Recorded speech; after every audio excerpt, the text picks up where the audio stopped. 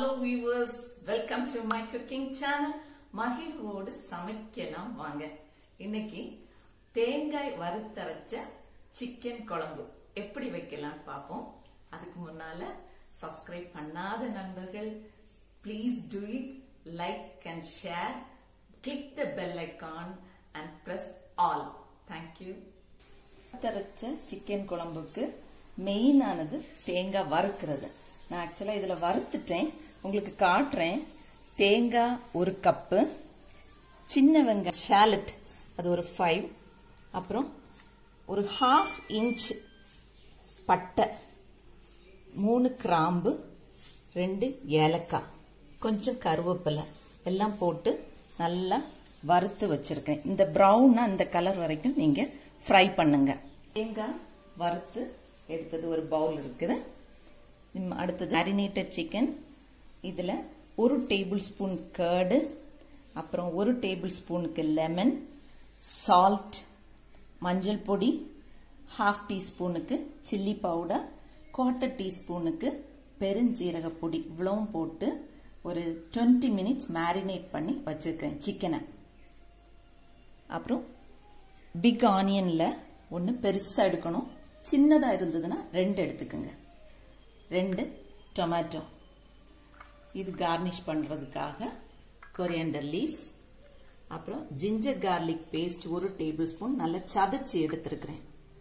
இதுல ஒரு கரெக்டா 10 நம்பர்ஸுக்கு ஷாலட், இது பாண்டா லீஃப் மணத்துக்காக ஆப்ஷனல். இது தாளிக்கிறதுக்கு கடுகு, உளுந்தம்பருப்பு, பெருஞ்சீரகம், அப்புறம் மல்லிப்பொடி 3 டேபிள் ஸ்பூன் எடுத்திருக்கிறேன். காரத்துக்கு chilli powder, turmeric powder, pepper powder கொஞ்சம் தூக்கலாவே போடுறதுக்காக எடுத்து வச்சிருக்கேன். உங்க காரத்துக்கு அட்ஜஸ்ட் பண்ணிக்கோங்க. 1 டீஸ்பூன் ஜீரக பொடி, 1/2 டீஸ்பூனுக்கு பெருஞ்சீரக பொடி, இது கொஞ்சமா கரம் மசாலா. இவ்வளவுதான். அடிஷனலா எந்த சிக்கன் மசாலாவும் நம்ம ஆட் பண்ண போறதில்ல. பேன் வச்சு அதுல ஒரு 3 டேபிள் ஸ்பூன் நான் கோகனட் ஆயில் ஆட் பண்ணிருக்கேன். இதுல கடுகு, உளுந்தம்பருப்பு போட்டிருக்கோம். அது ஸ்பிளட்டர் ஆன உடனே அதுல கொஞ்சமா பெருஞ்சீரகம், கிரீன் சில்லிஸ்,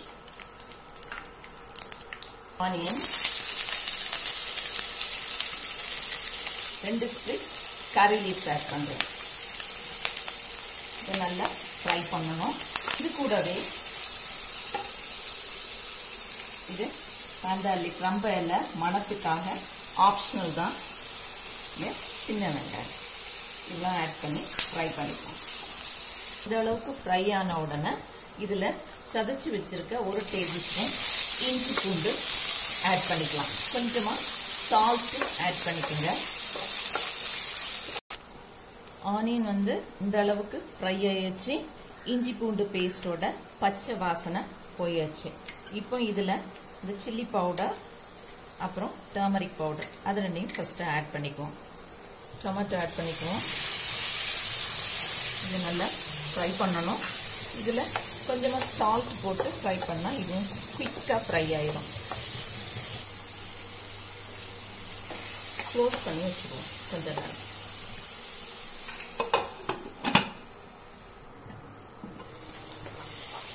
டொமேட்டோ நல்லா மேஷ் ஆயிருக்கு. இதுல கொஞ்சமா வாட்டர் ஆட் பண்ணுவோம். நேரம் க்ளோஸ் பண்ணி வச்சு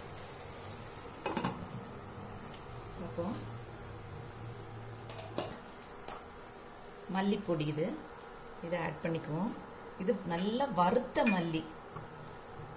அதே மாதிரி மற்ற எல்லா மசாலாமே நான் ஆட் பண்ணியாச்சு. கரம் மசாலா மட்டும் லாஸ்ட் ஆட் பண்ணுவோம். இது மசாலா எல்லாம் நல்லா வறுபட்டாச்சு. இதுல உள்ள பச்சை வாசனை போறதுக்கு ஒரு கப் வாட்டர் ஆட் பண்ணிக்குவோம். மசாலையோட பச்சை வாசனை எல்லாம் போய் பாருங்க, அழகா எண்ணெய் கக்கி மேல வந்திருக்கு. இந்த ஸ்டேஜ்ல தான் இந்த அரைச்ச தேங்காவை நம்ம ஆட் பண்றோம். இதுல தேவையான அளவு தண்ணி நம்ம சேர்த்துக்கணும். இப்படி பார்க்கலாம். சிக்கன் போடாமலே கமகமன்னு மணக்குது. நல்லா கொதிச்சிருக்கு. இப்போ இந்த இதில் தான் நம்ம சிக்கன் ஆட் பண்ண போகிறோம்.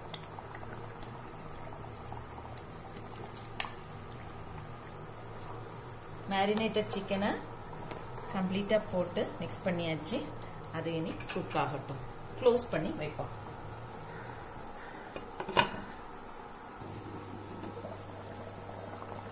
நல்லா குக் ஆயிடுச்சு. இந்த டைமில் கொஞ்சம் எடுத்து வச்ச 1/2 டீஸ்பூன் கரம் மசாலா ஆட் பண்ணிக்குவோம்.